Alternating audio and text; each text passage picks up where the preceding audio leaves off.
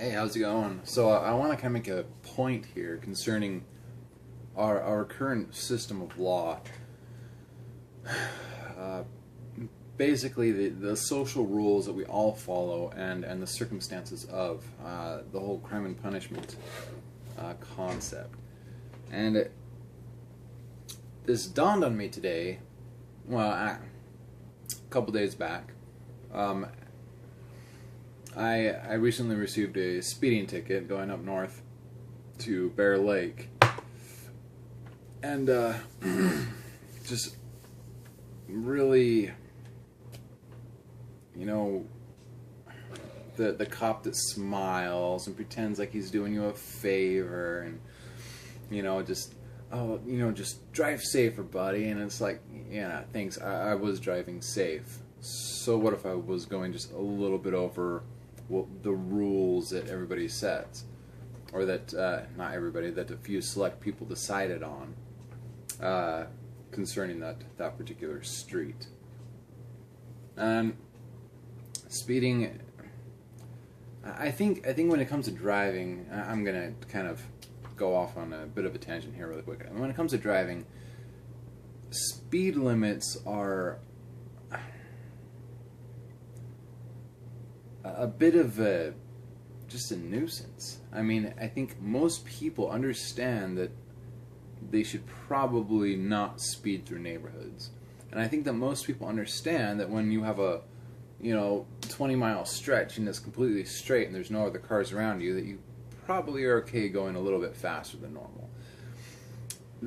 It's this idea that that they don't believe that the average human has the capacity to tap into the logics behind this, to the logic of the situation of driving.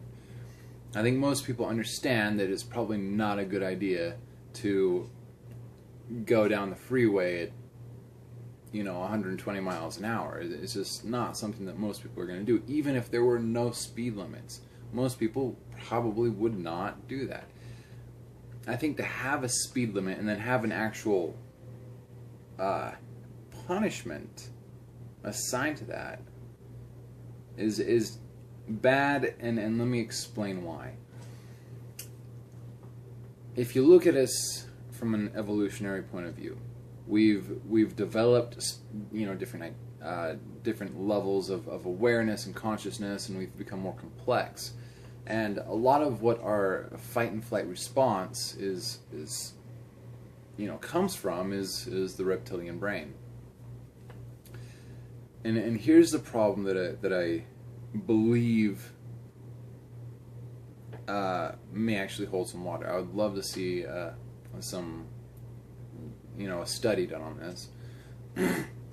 But I believe that when you set laws, and then when you set punishments for those laws, specifically laws that don't have any real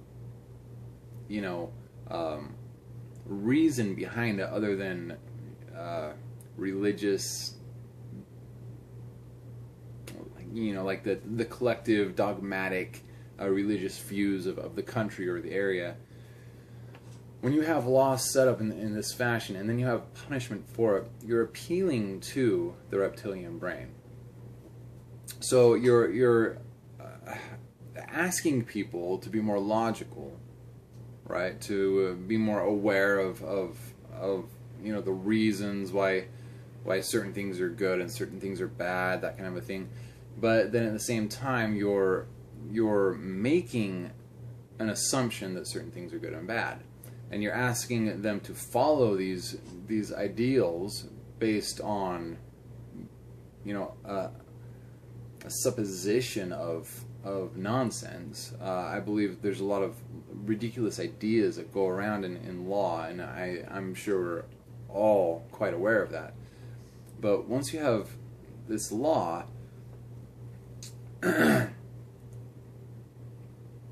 doesn't make sense, and then you attach a punishment to it that makes even less sense, you're heavily appealing to the reptilian brain. And the problem I see with this is that you're training people to stay in that primate that kind of monkey mindset to stay in that. You're exercising the reptilian brain. You're exercising the fight and flight response, which it's not necessarily a bad thing to do that, but under circumstances that are just. I mean, when a bear jumps up from out of the bushes, you're going to want to have that adrenaline rush and be able to take off. Well, when you're causing this fight and flight response to happen constantly, when you see police lights go on, when you get a ticket or get in trouble for this or that or whatever, something happens and you get that fight or flight response, you're causing the reptilian brain to become more and more active for things that it shouldn't be active for. And I'm not positive on this because I haven't seen any studies on this, but I'm going to guess that just doing that alone, just having these systems of crime and punishment, especially the ones where the rule or the law or the crime broken is not very logically sound, you're going to see an increase in the activity of that reptilian brain, not only in respect to breaking laws or crime and punishment type situations, but across the board. You're exercising this muscle and you're causing it to be overactive. You're overstimulating. I can only imagine how often, people drive down the road. I do. I keep my eyes out for cops. My adrenaline's high all the time. I'm always, is there a cop? Is there a cop? I see a flashing light, my heart jumps. I have to look and make sure it's not a cop. The amygdala is a very powerful machine, and it causes some pretty radical changes in the person, in the being, in yourself as you're going through life. And when this kind of stuff happens all the time, you're at work and you're afraid you're going to get fired or get in trouble, this stress response, this fight or flight, just basically what stress is the fight or flight response that's been turned up to maximum and just is riding that out. It's not good for you. It's not good for the brain. It's not good for society in general. And I would love to see somebody do some actual research on this, because I believe that having laws and punishment in the way that we have them actually causes the reptilian brain to jump into overactive overdrive, really. You're just jumping into overdrive, and you're causing the conscious mind to drop into that reptilian response much more than it should, and you're depriving the frontal cortex and the logical systems of our mind from having rational reactions to many things. I am going to say I would put this out there that it is highly possible that just the fact that we have so much punishment and unfounded crime in our society actually has a massive effect on everyday normal things that it shouldn't have an effect on your ability to pay attention, on ADD, on performance abilities, on people's abilities to rationally, construct arguments and destruct arguments and think through situations and ideas.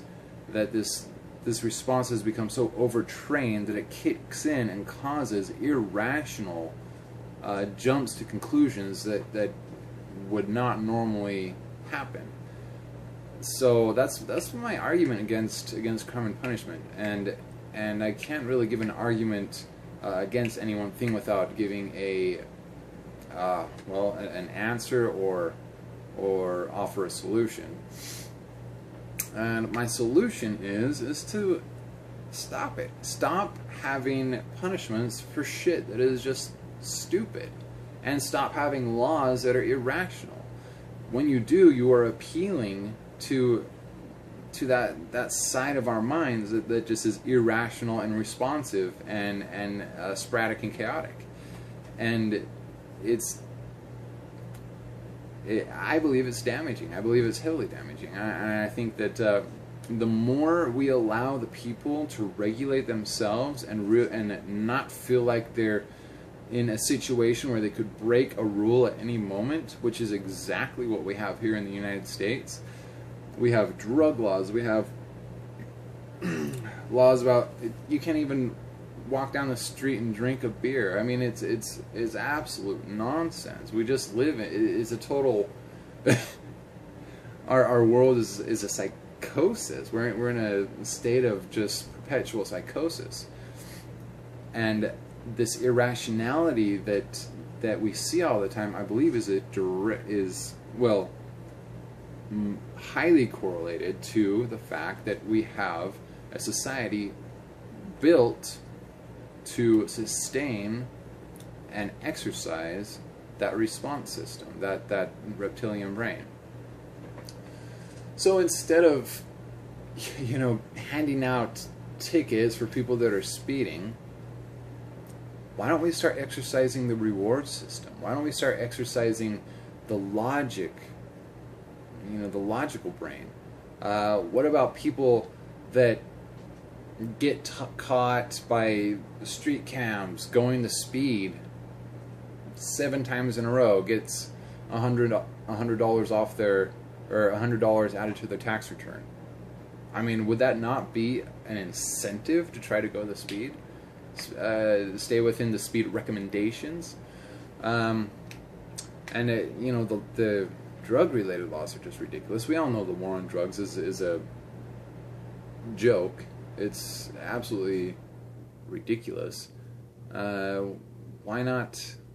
I mean, really, why not legalize it? Why don't let people regulate themselves? Why don't let people use their rationality to, yeah, this is probably not good for me. I should probably end up, I should probably start trying to wean off or quit using this substance, which has been shown to be exactly what happens in the countries that have,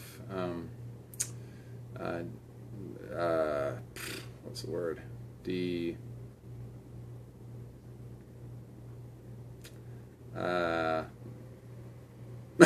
Decriminalized drugs, including heroin, speed, cocaine, everything. They've decriminalized this stuff. There's maybe